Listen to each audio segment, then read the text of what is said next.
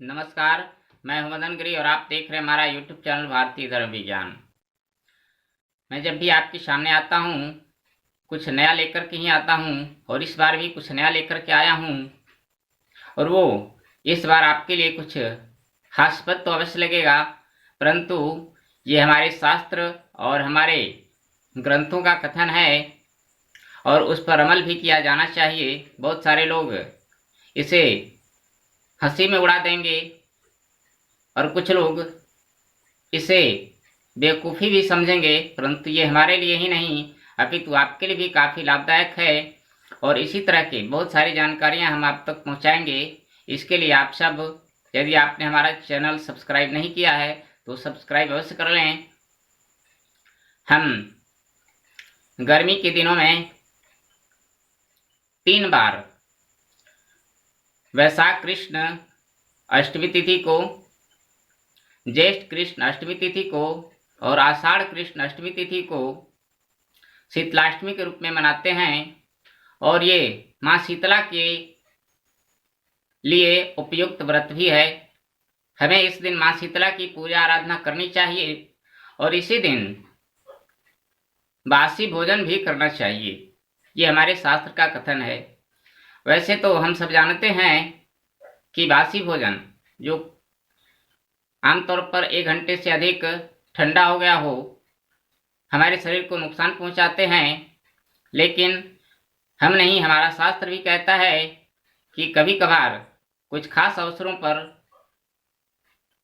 कुछ ऐसे तरह के उपाय होते हैं जिनके करने से बहुत सारे लाभ हमें मिलते हैं। बहुत सारे लोग हैं वो इस बातों को यूं ही मजाक में उड़ा दिया करते हैं या फिर इस विज्ञान के युग में इसे अंधविश्वास भी मानते हैं, परंतु आज भी जो इस कार्य में दक्ष हैं वो लोग जब किसी औषधि को लाते हैं घर में तो उसके पहले निमंत्रण देकर उपयुक्त दिन और तिथि को ही लाते हैं। इसी तरह से शरद पूर्णिमा के दिन जो खीर खाई जाती है वो विशेष दिन तिथि के अनुसार ही खाई जाती है और इससे बहुत सारे रोगों को लाभ मिलता है। इसी तरह से ऐसे बहुत सारे उपाय हैं जो खास तिथि और अवसरों पर ही किए जाते हैं और उनसे बहुत सारे लोगों को लाभ मिलता है। इसी तरह से शीतलाष्टमी के दिन बासी भोजन करने का भी विधान हमारे शास्त्र में बताया गया है। तो यूं ही नहीं बताया गया है, जिन लोगों को खासकर गर्मी के दिनों में या जिन बंधुओं को माँ शीतला अधिक परेशान करती हूँ, अर्थात उन्हें बार बार चेचक जैसी बीमारियां आती हों, तो उन्हें माँ शीतला की आराधना अवश्य करनी चाहिए और साथ ही उपयुक्त तिथि को अर्थात शीतलाष्टमी को शीतल भोजन जो 6 से 8 घंटे ठंडे स्थानों पर रखा गया हो, खुली हवा में उसे ग्रहण करना चाहिए। इससे उन्हें बहुत सारे लाभ मिलेंगे। सन 2020 में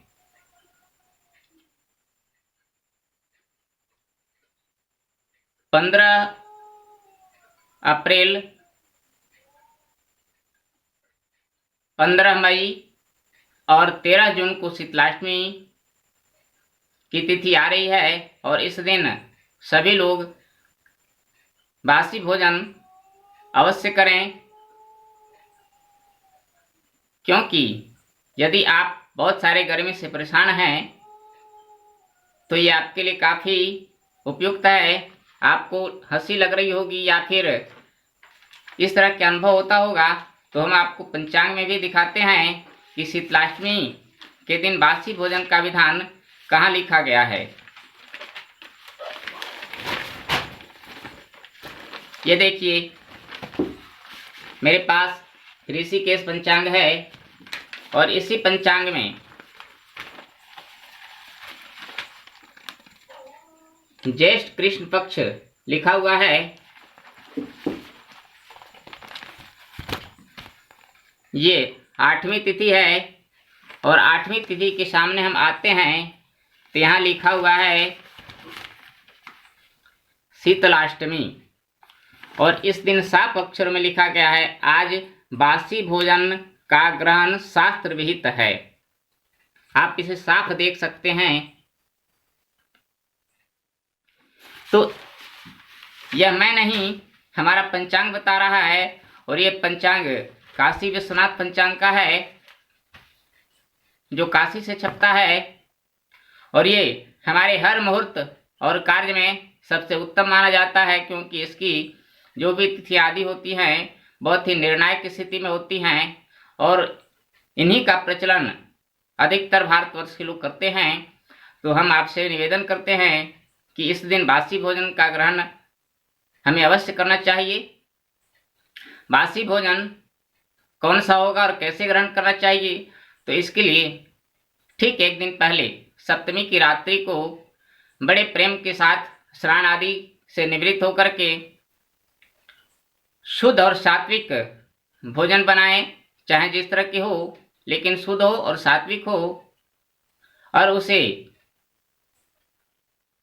ठंडे होने के बाद शीतल स्थान में, खुली हवा में, खुली आसमान के नीचे ऐसे स्थान पर रखें जहां कीट पतंग आदि की सुरक्षा भी हो जाए और उन्हें पर्याप्त हवा भी मिल सके। इन स्थलों पर रखने के उपरांत अगले दिन प्रातः स्नान आदि से निवृत्त होकर मां शीतला को पूजन आदि करके हम इस भोजन को भोग लगा करके खुद ही ग्रहण करें तो अति उत्तम होगी। आज भले हम बड़े हो गए हों तो ऐसे भोजन को निषिद्ध मानते हों, परंतु जब हम बच्चे थे, छोटे थे, तो चाहे बासी भोजन हो या ताजा भोजन हो या फिर सूखा हो या रूखा हो, जिस तरह का भोजन हो हमें मिल जाता था अपनी माँ के द्वारा, और उसे सहज ही खा लिया करते थे। आज भी बहुत सारे ऐसे मजदूर हैं जिन्हें गर्म खाना नसीब नहीं हो पाता है और वो शीतल भोजन को ही बड़े चाव से खाते हैं। तो ये बहुत सारे ऐसे लोगों के लिए उपयुक्त है। हाँ, कुछ ऐसी अवस्था में बासी भोजन नहीं करना चाहिए जब उन्हें किसी वात जैसे बीमारियों का मनोबल बढ़ जाता हो और वो बीमार रहते हों, कटिया साइट का गैस आदि से परेशान रहते हों, तो इस अवस्था में बासी भोजन हमें नहीं ग्रहण करना चाहिए। और यदा कदा कभी ग्रहण कर लिया तो इससे कोई खास नुकसान नहीं होने वाला है, परंतु लगातार कुछ दिनों तक बासी भोजन हमें नहीं करना चाहिए, शीतल भोजन नहीं करना चाहिए। साथ ही जब किसी खास मौके पर और आवश्यक हो तो इसे भोजन ग्रहण करने में कोई खास हमें आपत्ति भी नहीं होनी चाहिए, क्योंकि अन्न ब्रह्म है और ब्रह्म हमारे शरीर को तरोताजा रखता है, हम स्वस्थ रह सकते हैं। तो इन्हीं भोजनों के साथ हमारा जीवन का अंत भी होगा। इसलिए जो भी उच्च वर्ग वाले हैं उन्हें तो इनकी आवश्यकता नहीं होती है, मध्यम वर्ग वाले कभी कभार ही इनका उपयोग करते हैं, परंतु गरीब लोग का ये सर्वोत्तम आहार है और हर समय उपलब्ध होता है।